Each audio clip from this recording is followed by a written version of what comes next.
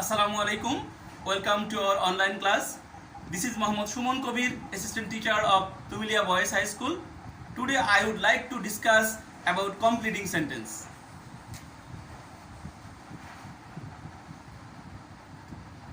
কোনো incomplete সেন্টেন্সকে complete করতে হলে আমাদের কিছু নিয়ম অনুসরণ করতে হয়, অর্থাৎ যাতে করে বাক্যটি একটি সার্থক বাক্যে পরিণত হয়।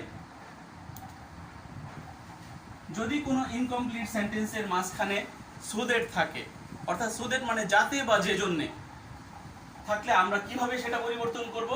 তো এক্ষেত্রে সো দ্যাটের পরে আমরা সাবজেক্ট লিখব, সাবজেক্টের পরে টেন্স, যদি প্রেজেন্ট টেন্স হয় তাহলে লিখব ক্যান বা মে, আর পাস্ট টেন্স হলে লিখব কুড বা মাইট, তারপর মূল ভার্ব এবং একটি অবজেক্ট লিখব। তারপর যেমন example number 1, we eat food, আমরা খাবার খাই, সো দ্যাট যাতে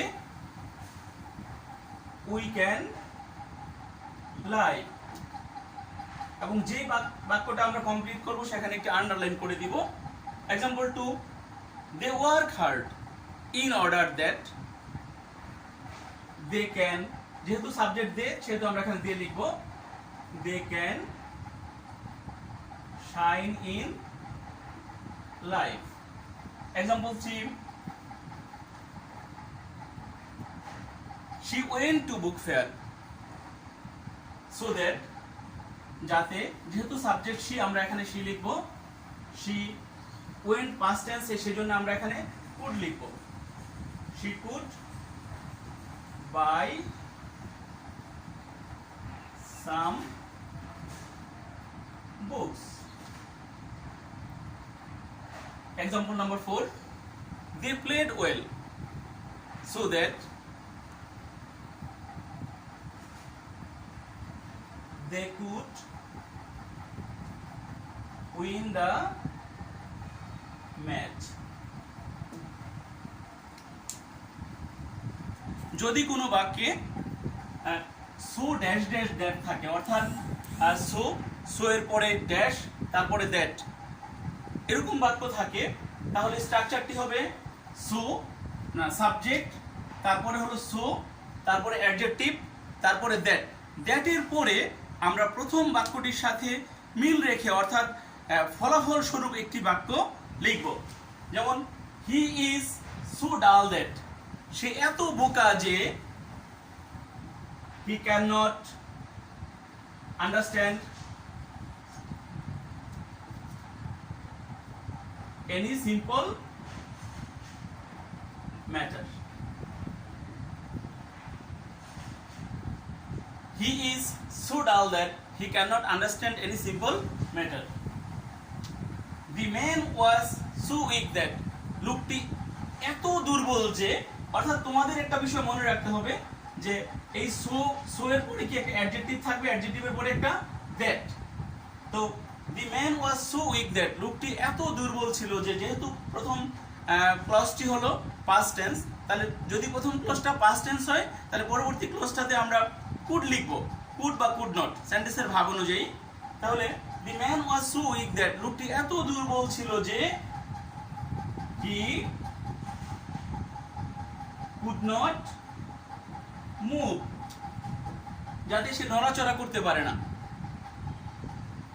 তো ইনকমপ্লিট সেন্টেন্সের মাঝখানে টু, তারপরে একটি অ্যাডজেক্টিভ, তারপরে একটি টু থাকলে আমরা সেটাকে কিভাবে কমপ্লিট করব। যদি সাবজেক্ট, তাহলে প্রথমে লিখব সাবজেক্ট, তারপরে ভার্ব, তারপরে টু, তারপর অ্যাডজেক্টিভ অথবা adverb plus to plus verb, সেটা হলো স্ট্রাকচার। কিন্তু আমাদের পরীক্ষায় বা অ্যাডজেক্টিভ পর্যন্ত দেয়া থাকবে, অ্যাডজেক্টিভ পর্যন্ত দেয়া থাকলে, অর্থাৎ অ্যাডজেক্টিভের পূর্বে যদি টু থাকে, পরে আমরা একটা টু লিখব, টু এর পরে প্রথম সেন্টেন্সের ভাব অনুযায়ী আমরা একটি ভার্ব লিখে বাক্যটি সমাপ্ত করব। অর্থাৎ সাধারণত টু দ্বারা নেগেটিভ অর্থ প্রকাশ করে, the old man is too weak, বৃদ্ধ লোকটি এত দুর্বল, টু এর পরে আমরা কি লিখব, একটি ভার্ব লিখব যাতে নেগেটিভ অর্থ প্রকাশ করে, না বোধক হয়। তাহলে the old man is too weak to walk, মানে অর্থটা কি দাঁড়ালো, যে বৃদ্ধ লোকটি এত দুর্বল যে হাঁটতে পারে না। তো যদি কোনো সেন্টেন্সে অ্যাডজেক্টিভ টু থাকে, তারপর আমরা যে বাক্যটা লিখবো সেটা নেগেটিভ অর্থ প্রকাশ করবে। The man is too dishonest, লোকটা এত অসৎ, to speak the truth, speak the, লোকটি এত অসৎ যে সত্য কথা বলতে পারে না। অর্থাৎ টু এর পরে যে আমরা বাক্যটা লিখবো সেটা নেগেটিভ অর্থ প্রকাশ করবে। The load is too heavy for the boy to carry, তার মানে বোঝাটি তার জন্য, বালকটির জন্য এত ভারী যে সে বহন করতে পারে না। The load is too heavy for the boy to carry, লোডটি বালকটির জন্য এত ভারী ছিল, ভারী যে সে বহন করতে পারে না। বা অলদো দ্বারা বোঝায় যদিও, অর্থাৎ কোনো বাক্যের মধ্যে যদি প্রথমে দো বা অলদো থাকে, তাহলে প্রথম বাক্যটার পরে আমরা যে বাক্যটা লিখবো সেটা প্রথম বাক্যটার একটা বিপরীতমুখী বাক্য লিখবো। এটা অনেকটা বাটের মতো।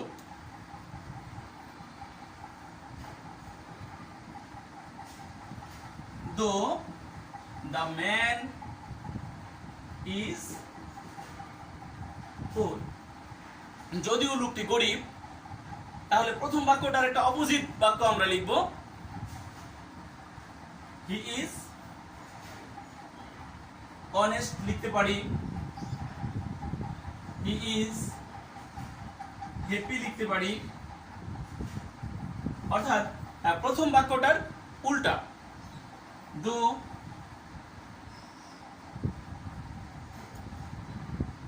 he has a lot of wealth, যদিও তার অনেক সম্পদ আছে, তাহলে লিখতে পারি he wants more, সে আরো চায়।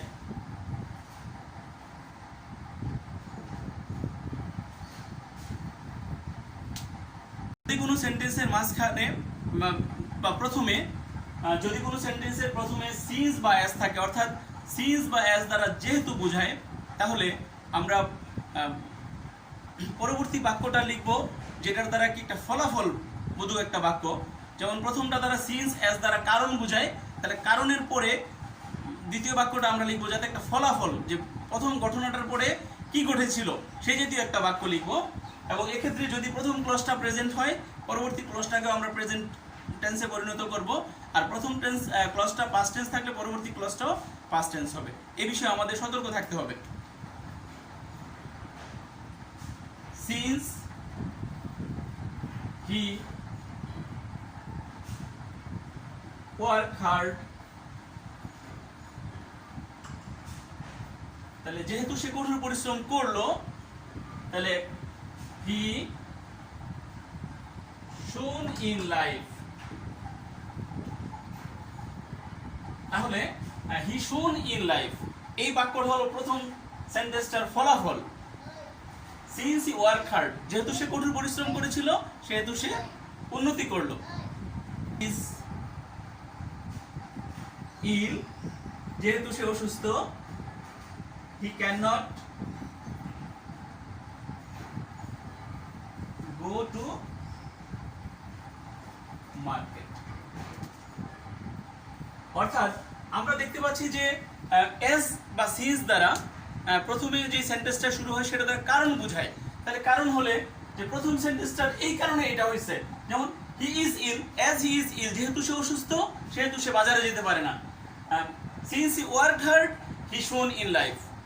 তো এই বিষয়টা আমরা দেখব যে যখনই এরকম বাক্য দেখব, প্রথম সেন্টেন্সটার উপর ভিত্তি করে দ্বিতীয় সেন্টেন্সটার ফলাফলটা যেন প্রকাশ পায় সেটা লিখব। যদি কোনো সেন্টেন্সের মাঝখানে যদি কোনো সেন্টেন্সের প্রথমে যে ইট ইজ টাইম বা ইট ইজ হাই টাইম থাকে, অর্থাৎ যদি ইট ইজ টাইম থাকে এবং টাইমের পরে টু থাকে, তাহলে টু এর পরে আমরা একটি ভার্ব লিখবো, অর্থাৎ মূল ভার্বের প্রেজেন্ট ফর্ম লিখবো। আর ইট ইজ, যদি it is high time plus subject থাকে, তাহলে পরবর্তী বাক্যটা আমরা একটা মূল ভার্বের পাস্ট ফর্ম লিখে তারপরে অবজেক্ট লিখবো। ইট ইজ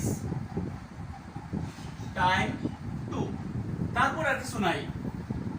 তো যদি ইট ইজ টাইমের পরে টু থাকে তাহলে আমাদের মনে রাখতে হবে যে টু এর পরে সর্বদা ভার্বের একটি প্রেজেন্ট ফর্ম হয়। ইট ইজ টাইম টু, এখনই সময়, টু ডু দ্য ওয়ার্ক হতে পারে, to do the work, to play football, to start our journey.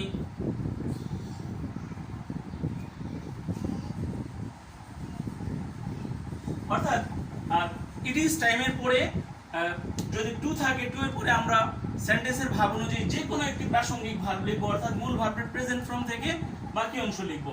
যেমন it is time to do the work, it is time to play football, it is time to start our journey. অনুরূপভাবে যদি it is high time থাকে বা it is time থাকে এবং এরপরে subject থাকে তাহলে কিভাবে করব, যে it is high time we, তারপর আর কোনো কিছু নাই। তাহলে it is high time we, যেহেতু ইট ইজ হাই টাইমের পরে সাবজেক্ট আছে তাহলে আমরা লিখব একটা মূল ভার্বের প্রেজেন্ট ফর্ম থেকে বাকি অংশ লিখব। তো it is high time we started our journey, we started our journey. It is high time they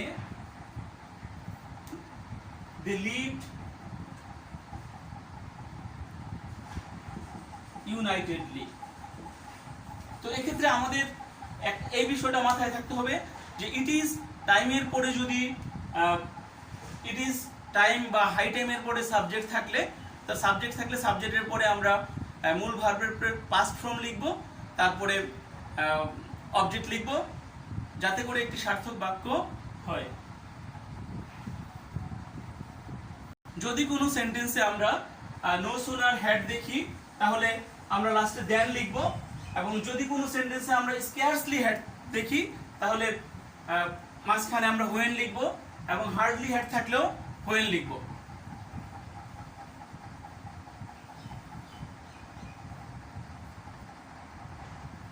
no sooner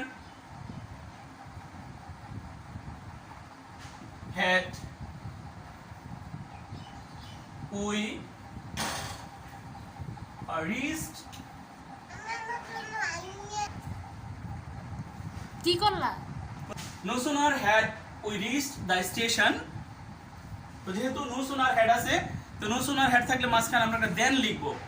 তো then, তো then এর পরে যে কোনো একটা past tense, no sooner had we reached the station, আমরা স্টেশনে পৌঁছতে না পৌঁছতেই then the train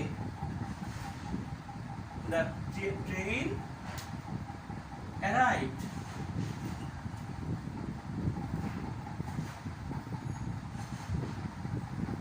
Hardly had the bell rung. তো যেহেতু হার্ডলি হ্যাড আছে, হার্ডলি হ্যাড থাকলে আমরা মাঝখানে হোয়েন লিখবো, তাহলে when the exam started, অর্থাৎ আমরা দেখতে পাচ্ছি যে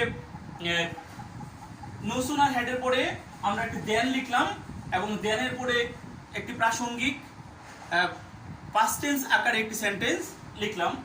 hardly had the bell rang, hardly had থাকলে মাঝখানে হোয়েন বসে এবং হোয়েনের পরে একটি পাস্ট ইনডিফিনিট টেন্স লিখলাম। তো আরেকটি উদাহরণ দিচ্ছি।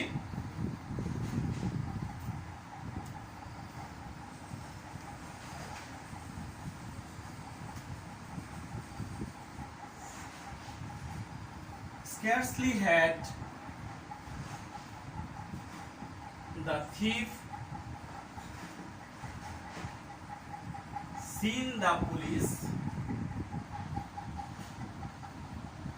scarcely had the thief seen the police, তো যেহেতু স্কার্সলি হ্যাড আছে, তো আমরা মাঝখানে লিখবো কি when চোরটি পুলিশকে দেখতে না দেখতেই when he ran away। যদি কোনো সেন্টেন্স ইফ দ্বারা শুরু হয়, অর্থাৎ ইফ এর পরে যদি প্রেজেন্ট টেন্স থাকে তাহলে পরবর্তী ক্লজটা ফিউচার হবে, অর্থাৎ ইফ এর পরে প্রেজেন্ট থাকলে পরবর্তী সেন্টেন্সটাকে আমরা ফিউচার আকারে লিখব। আর ইফ হল কন্ডিশন, এই কন্ডিশন তিন প্রকার, if plus present plus future first condition, if plus past plus past condition হলো সেকেন্ড কন্ডিশন, এবং if plus past perfect plus past perfect condition এটা হলো থার্ড কন্ডিশন হিসেবে আমরা জানি। তাহলে যদি ইফ এর পরে প্রেজেন্ট টেন্স থাকে তাহলে পরবর্তী ক্লজটা আমরা ফিউচার আকারে লিখব। যেমন ইফ হি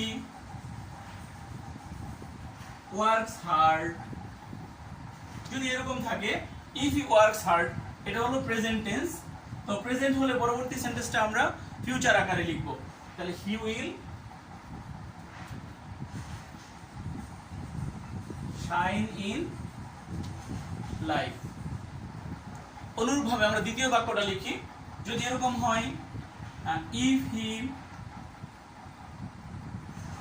ওয়ার্ক হার্ড, তাহলে এটা পাস্ট টেন্স, তো যেহেতু পাস্ট টেন্স হলে আমরা সেকেন্ড কন্ডিশন ব্যবহার করব ইফ হি ওয়ার্ক হার্ড, তাহলে এক্ষেত্রে আমরা লিখব তাহলে হি উড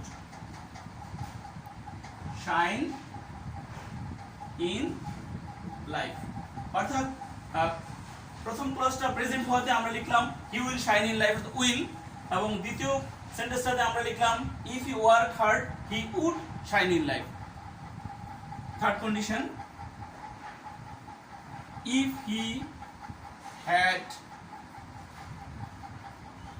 ওয়ার্ক হার্ড, তাহলে এটা যেহেতু থার্ড কন্ডিশন অর্থাৎ পাস্ট পারফেক্ট টেন্স, তাহলে সেটা হবে পরবর্তী ক্লজটা হবে he would have shone in life. তাহলে if he had work hard he would have shone in life, তার মানে যেহেতু থার্ড কন্ডিশনের উপরে উড হ্যাভ বসে আর হ্যাভ এর পরে সর্বদা মূল ভার্বের পাস্ট পার্টিসিপল ফর্ম বসে। ডিয়ার স্টুডেন্টস, আমি তোমাদের এই নিয়মগুলো হলো ফান্ডামেন্টাল নিয়ম, অর্থাৎ মৌলিক নিয়ম। তো আরও কিছু নিয়ম রয়েছে। তো তোমরা যখন কোনো ইনকমপ্লিট সেন্টেন্সকে কমপ্লিট করবে সর্বদা একটা বিষয় চিন্তা করবে যে যে অংশটা আমরা কমপ্লিট করব সেই অংশটা যেন একটি অর্থপূর্ণ হয় এবং টেন্স ও পার্সন এবং পারিপার্শ্বিক অবস্থা এই সব কিছুর সাথে একটা সামঞ্জস্যপূর্ণ হয়, তাহলেই একটি সার্থক বাক্য হবে। সবাইকে অসংখ্য ধন্যবাদ।